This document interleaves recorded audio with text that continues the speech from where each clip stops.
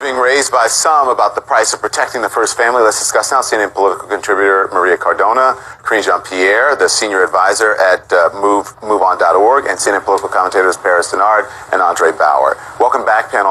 Maria, you just heard Tom Foreman lay it out. Between the First Lady living in New York to weekends in Mar-a-Lago, the cost of protecting the first family could be epic, but that has always been the responsibility of the Secret Service. So is there anything different now?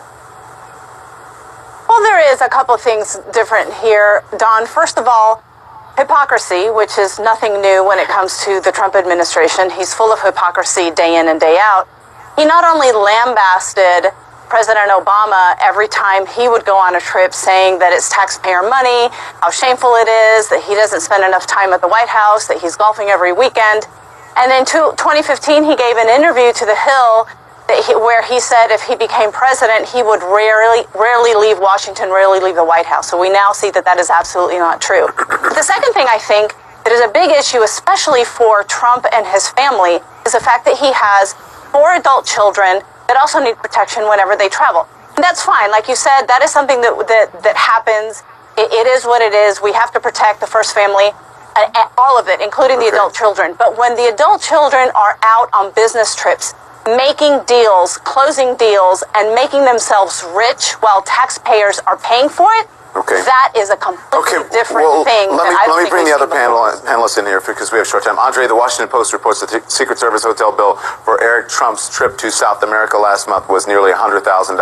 Both the President Trump's grown children heading to a golf course opening in Dubai this weekend. Any concern you think the Trump family's personal business and lifestyle costing taxpayers a lot of dough?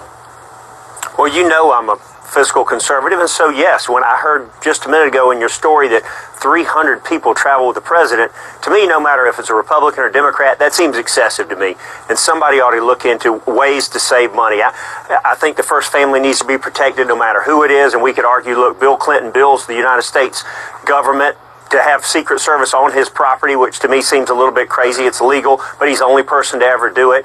But you could go through all of them, of the trips they took, and maybe they shouldn't have taken some of these trips. But at the end of the day, we want the most powerful leader in the world protected. But can we do it in a more prudent and responsible way? Hopefully so, and hopefully somebody within this administration will look at it and say, here's where we can save some money, because at the end of the day, the taxpayers are footing an extremely large bill. Yeah. Karine, you say this is hypocrisy?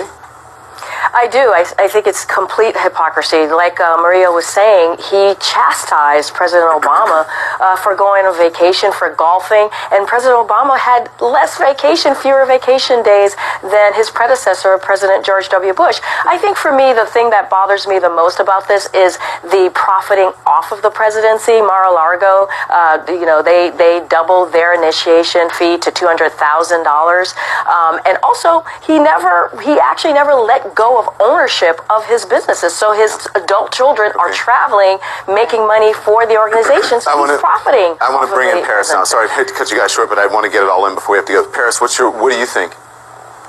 I think this is fake news. This is not a news story. Don, tell me what about it is fake, Paris. We're going to go. Are we going down this road again? Yeah, we are. Come on, Paris. I didn't interrupt any of you all. Let me just tell you why. The president is not breaking any laws, and he's not doing anything. It's not his okay, fault. Paris, hold on. Let me ask you this. No. Let me ask you. I'm going to let you finish. I'm going to let you finish. Do you actually know what the definition of fake news is? What we're doing right now? No, okay. Well, then you are part of the fake news because you are on the network and you're part of the... Fake news is when you... Hang on, let me explain to people out there watching and you what fake news is. Fake news is when you put out a story to intentionally deceive someone and you know that it is wrong. I don't know of anyone who has put out a story in the mainstream media that I can think of right now to intentionally deceive anyone. Now, people get things wrong. Sources sometimes come up empty, but no one that I know has put out anything to intentionally deceive someone.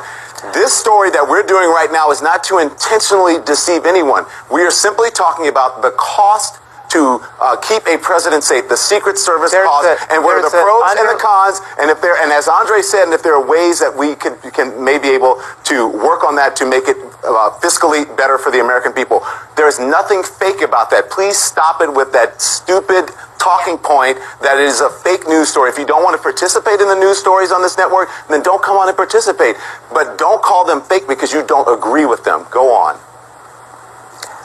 Don, this is a fake news story, in my opinion, because the underlying Paris, assumption thank you very much, everyone. Thanks, everyone. Thanks for watching. Have a great weekend. Good night, all. Thanks, Don.